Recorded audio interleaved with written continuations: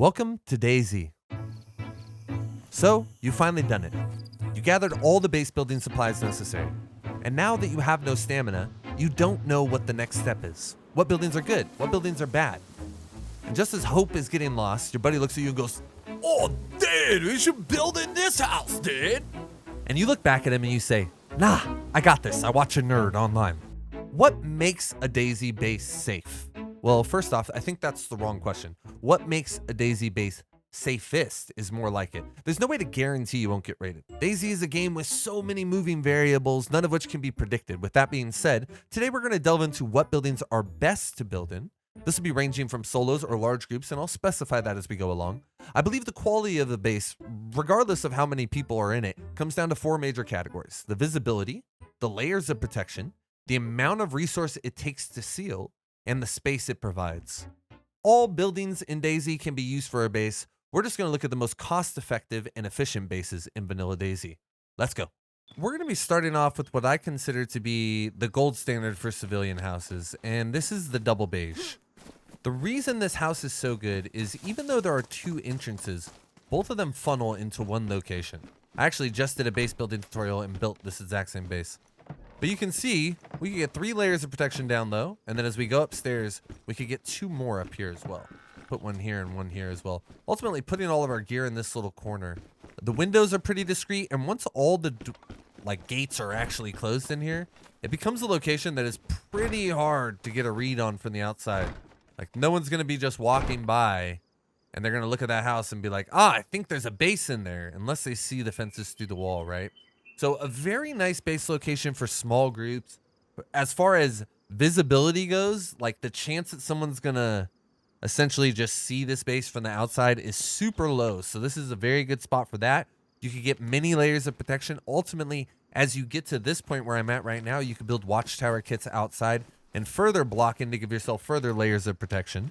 And it doesn't take any resource. Essentially, the gold standard, which is 1 gate to seal off an entire base. So you can just start with this 1 gate right here, and then after that you can build all those following gates.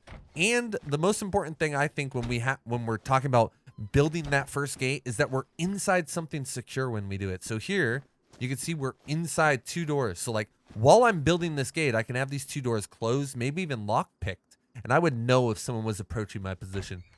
Overall, the beige house is wonderful. It gives you enough for maybe a 2 to 3 person group to really get comfortable with the space it provides. And it doesn't take almost any resource to really build it up. The least amount possible being a wonderful building. I'm going to give this building a 9 out of 10.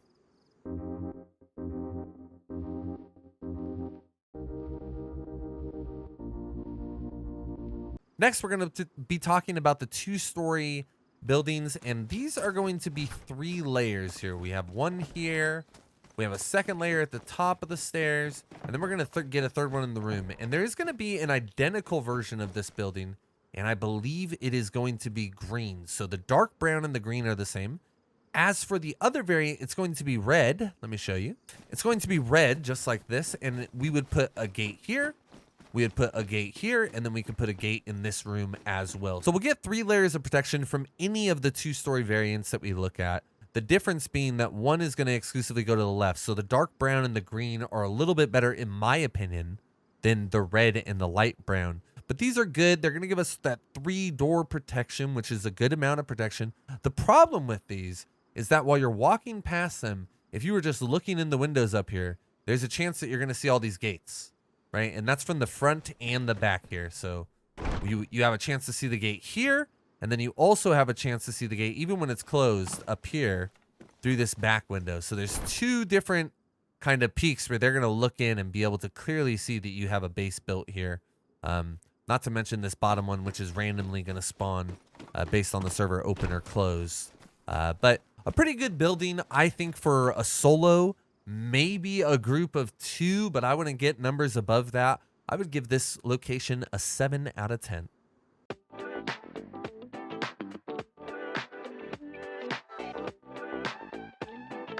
Next up, we have this barn. I don't know exactly what to call it, but this is probably the most new build friendly location you're going to find. For new players, it doesn't really get more straightforward. You're going to build a gate right in this entrance. And then you're going to have to build 2 walls after this. But if you're just looking to build 1 gate, I think if you're a new player and you're trying to get your first base build, this barn is a wonderful location to start. I've had so many people that I've run with, and if we've gotten the supplies just built in here. The only bad thing is that 1 gate will not reach the length of it. So on the second layer, you are going to have to build 2 gates to really make this an airlock, which I'll talk about airlocks and what that means a little bit at the end of the video. But a wonderful location. There's not much to it. It does give you a lot of room. So ultimately, if you did just have 1 gate on this, this is also something that you can use for a car garage.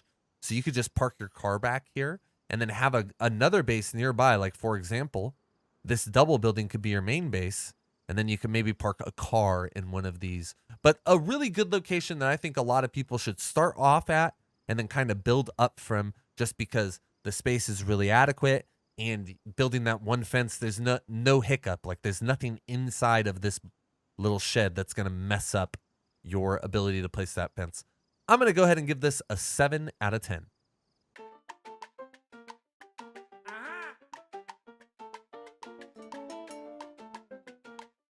Next up, we have the piano house, and this is another one of the buildings that I think a lot of new players lean towards. And the cool thing about the piano house is it only takes 1 gate to lock it in. After you lock that first gate in, which is this one right here, that's our only locking gate. Once you lock that one in, it does take quite a bit of resource afterwards to continue locking in. So normally what I do for this place is I'll build a long gate blocking this door. Sorry, a long fence blocking that door.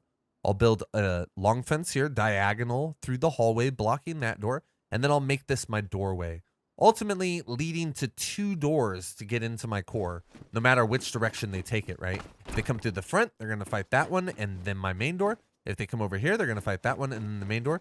But the thing that you could do to make this 3 layers to get in is build a little circle, or sorry, a little square right here of walls with a gate in the front. The cool thing about this location, I did put a code lock on it on accident. The cool thing about this location is there's a lot of space up top. So this can work for a lot more players. This could be a 5-man group maybe built inside of a piano house. The only sad story is that in vanilla DayZ, you cannot build anything up here. So you're not going to be able to place tents up here in my experience. You are going to be able to place barrels and sheds, barrels and storage crates. But you're not going to be able to put like tents up here or another wall right here, which, good God almighty, I wish I could put another wall right here, another wall right here, and maybe even another wall in here. But you cannot place anything up top. For this reason, I'm actually going to say that this location isn't the greatest for the amount of resource, the costs that it takes to seal it, because there are the different entrances. There is just that one original seal, but then after that, it kind of becomes a little bit more. I'm going to give this building a 7 out of 10.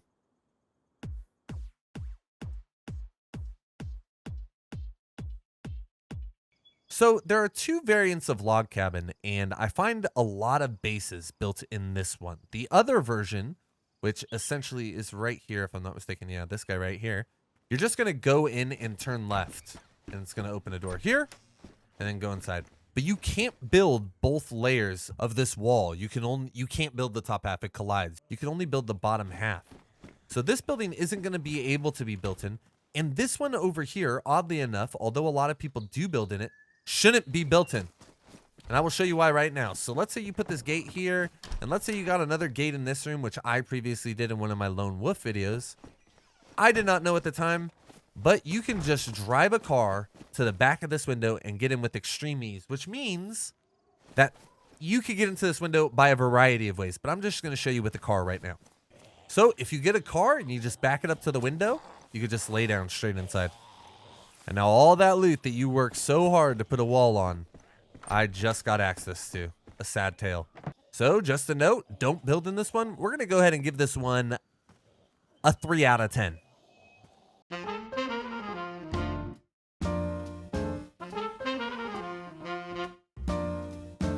Next, we're going to talk about churches. Now, the quality of the church really comes down to where the entrances are. You can have an entrance on the front or the back. What you really want is just to have an entrance on the front, because then you could do a single gate And following that, you could do 2 gates at angles this way, like a little mini triangle, like a fat triangle. You could do 2 a fence and a gate right here to layer it off again. When you have a second entrance back here, it doubles the amount of work you have to put in to sealing your location. So when you're looking for a church, what you're really looking for is just an entrance in the front, because when it has this back entrance here, it's really hard to seal. You could put 1 gate there, but then you're going to have to like build a watchtower outside and stuff. It's going to become a lot of labor that you don't want to participate in.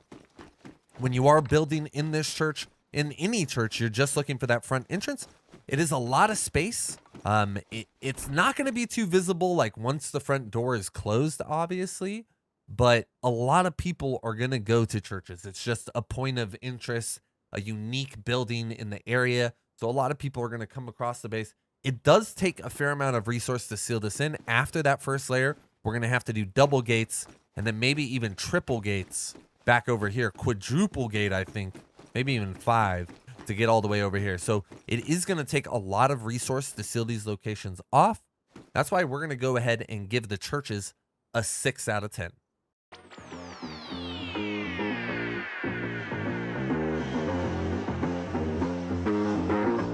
So this next idea is kind of like a roll of the dice, and this is something that you can easily start with and then build out from, which makes it incredibly valuable. Alongside this, normally these come in groups of 3 or 6 or 12. And what these are these little garages here. Now, just building 2 doors in one of these garages, which is very easy, they make it incredibly smooth for you to build these 2 doors, is not the greatest defense. You can't really put a 3rd door on it without really exposing yourself and making yourself visible to the outside world, right? Putting a gate right here. But something that you can do is you can use all 3 of these with 2 gates. And then suddenly you have yourself a sort of a roll of the dice for the raider. Where's the loot, right? And if I had 12 of these and each of them had a gate on it, and I had my loot in only 1 or 2 of the rooms, it's kind of like pick your mystery door sort of situation, right? The overall thing that makes these locations good is that it takes 1 wall for any of these to be sealed. And suddenly you have a base that you can easily build a 2nd wall on any of these layouts with great ease without too much like struggling to get it to line up or anything like that. The minimum amount of resource that it takes to seal anything, because it takes 1 gate's worth, and it doesn't provide the most space, but when you combine it with multiple locations, suddenly it does provide a good amount of space. The one thing is that you can only get more layers of protection if you build outside. So in order to get any further, I'd have to maybe build a gate in front of each of these and then build a watchtower and then a gate in front of that. And then it would be 4 doors of explosion to each door's loot, right? It would take 4 walls. So I would have a wall here at the end. So I'd build a watchtower with a gate at that side and a gate at the front and the back. And then I would have 2 more doors inside.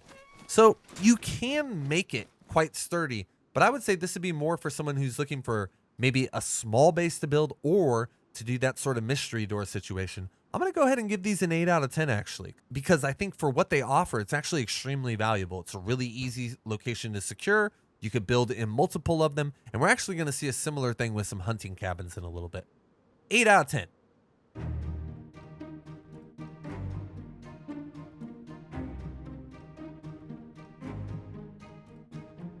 Similar to the cargo sheds, with the hunting cabins, you could do a very similar thing. Putting 2 doors, one on the outside here and one on the inside, on all of these, thus making like a roulette of where your loot is. The difference here is people can see through the windows if they get an angle on if there's loot inside. So you would need to put like storage chests or a barrel in each of these for it to be like a sort of gamble, and then keep your loot in one. The reason why these are not as good is because these are definitely getting trafficked, right? These locations are going to be constantly looked at. People are going to be searching through these, and in general, they're going to be looking for these on the map to get scopes and Winchester ammo and all different sorts of good things. But the cool thing is it only takes 1, and you're essentially sealed after that. You could place a 2nd one, and then you got a double up, but you don't need to. You could just do 1 on each of these in the front area, and front area, and then you got yourself a sort of Russian roulette of where your loot is. But because these locations can be seen in the window, and kind of the thing that you can do here, you could do more practically in other locations. I'm going to give this location a 6 out of 10. Not location, sorry. These things, a 6 out of 10. Jeez, get it together.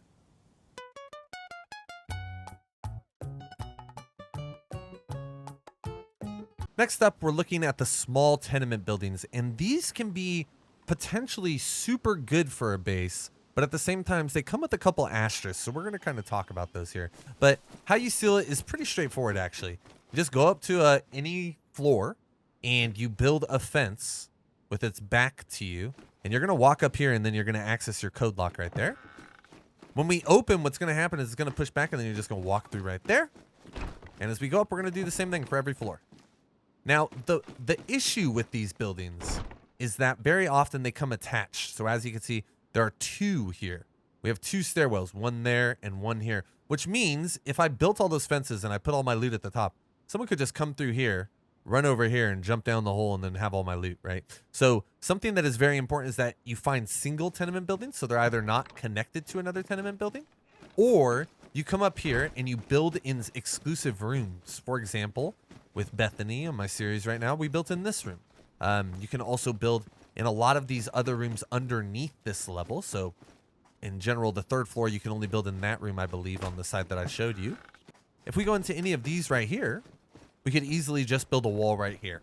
And then we have another sealed little loot space. So a very easy location to seal off. The only issue being the connected buildings. And you can actually get a lot of layers on these, more than most anything else. Because if we look at it like this, we could build a fence right here. We could build a fence right there. We could build a fence right there. We could build a fence right there. And then we could build a fence right here. And then we could put our loot in here behind another fence and another fence. Maybe 2 fences in here. So ultimately, you can get up to like 8 doors to blow through on these buildings. The thing about these, though, is that although no one loots them because they are shit for loot, they don't really give you much for loot.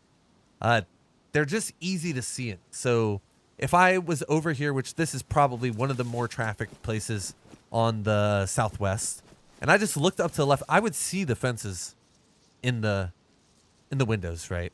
It's going to be pretty easy, pretty visible, but ultimately, like I said earlier, you can't play for no one to find your base. You got to play for it to be able to survive a raid. So I think these tenement buildings are phenomenal. Maybe up there as the best base building locations in the game, in my opinion. I'm going to give this one an 8.5 because I can't say it's better than the beige. I just love the beige too much. 8.5 out of 10.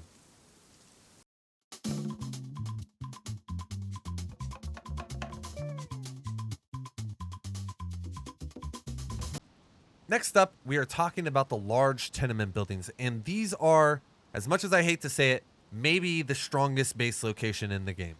The reason being, as we come in, people are going to have to jump up this, but if you climbed all the way up here, you're going to meet a dead end that's our gate. The only way that you actually can get to the gate for a user perspective, like we're trying to get into our base, is through climbing up this ladder here.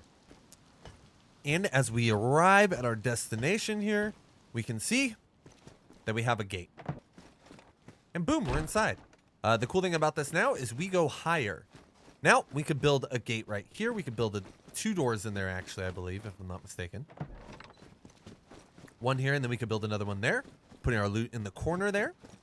Alongside this, we can continue going up, and we could just do the exact same thing. Every time there's a floor, we could build another door on it and put loot behind the door. It's a never-ending cycle, right? Every time we go up again, and we could build another thing in the hallway here.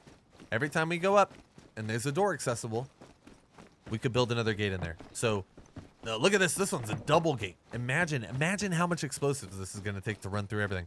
We're going up again. Look at, we got another spot. We could build another gate in here. A little bathroom there, a little caca spot for you too. And as we go all the way up to the top, we could build another gate in here. All right, so as you can see, this is like a never-ending money situation. When we get up to the top, we have to take this bad boy up to the very tippy top. And you want to know what you can build up here? Another gate. So you can essentially just gate this all the way to the top and never stop gating it until the very end. It makes it an incredibly powerful location. Rain, go away! It makes it an incredibly powerful location because you don't have to spend too much resource to really seal it off. It just starts with that one gate.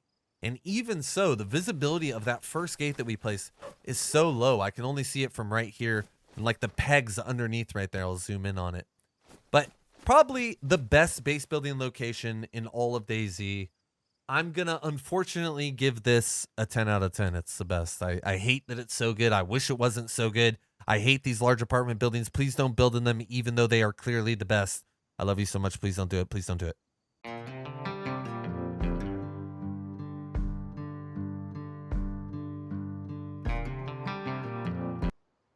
Next up, we have probably the least known one on the list, and that is the Regal Corner. I call it the Regal Corner because that is some rich people carving if I've ever seen it in my life. But let's get in there and show you what it's all about. This is a building not many people even know exists, honestly. The bottom is not much to talk about, but if we go upstairs here, we go all the way to the dead end, and we go down a floor, we have this door here. Boop! And that's where our base is. And the cool thing about this is if I just open this, I can't get into the base. The only way that I can get into the base is if I close this door, and then I open that door, and now I come over here and close it. Which makes like the getting in and out of your base feel so safe. I can't express how safe it feels. And then I would just lock it up again. And if we continue down here, we can have another gate right here. Ooh, whoops, sorry, someone's been here. We have another gate right here, followed by another gate inside. And the cool thing about this is normally where these are located, the third floor is not going to be so visible from the outside. So even though we have gates in here, it's not going to be something that you're going to be able to see like super easily. It's going to be kind of discreet in there. For a solo or a small group, this is a perfect location. It's very discreet and also allows you to get 3 to 4 doors of protection with a lot of space. We're going to go ahead and give this one an 8.5 out of 10.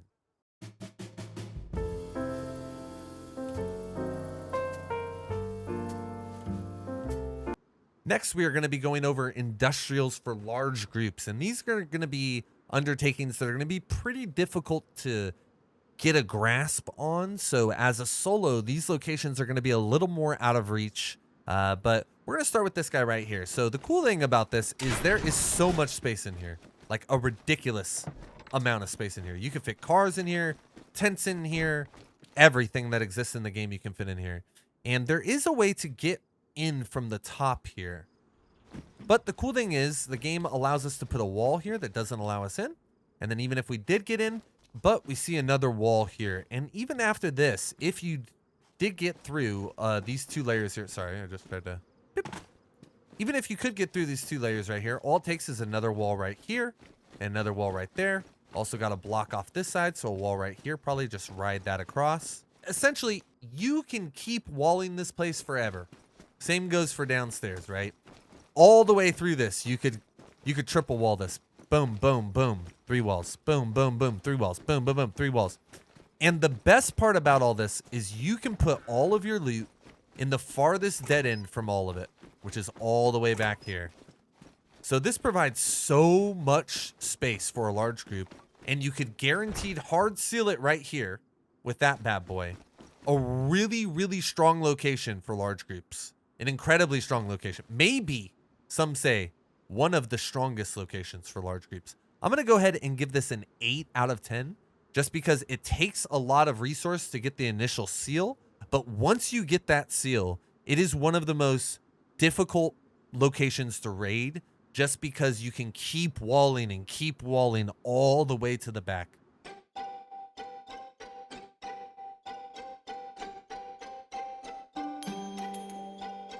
Next up, we are talking about the blue industrial hangar, and this is going to be another location for large groups that is going to take 2 gates to seal this door and one fence to seal this door right here.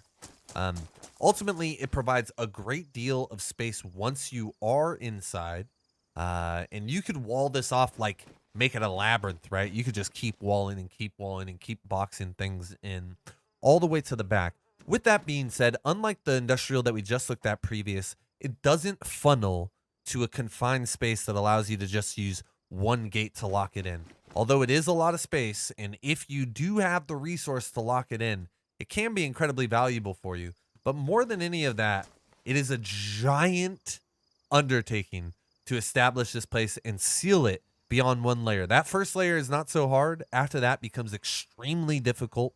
I think people who are undertaking a location like this are generally sadistic a little bit. I'm going to go ahead and give this a 6 out of 10.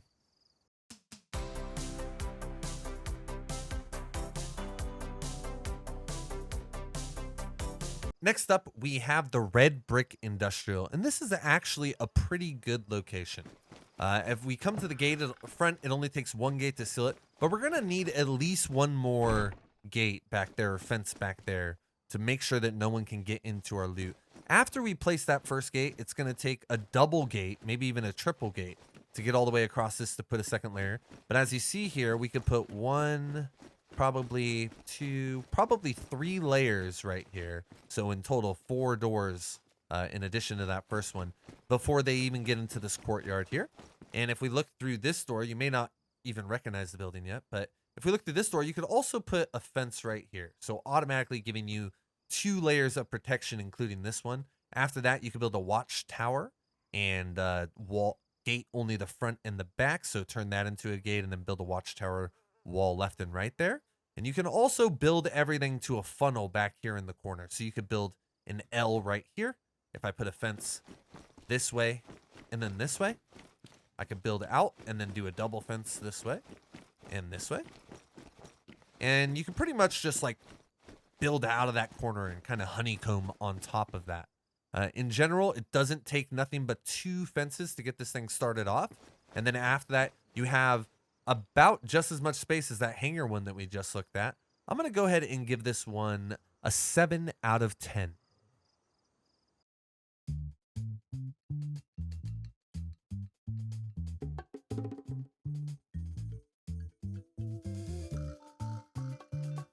Lastly, we're going to talk about the castles, and these are incredibly valuable. I would say up there with the large apartments in the most valuable. We could get 2 gates always on the front, one on the inside and one on the outside, and then every time we go up a stairwell, we could get 2 more gates.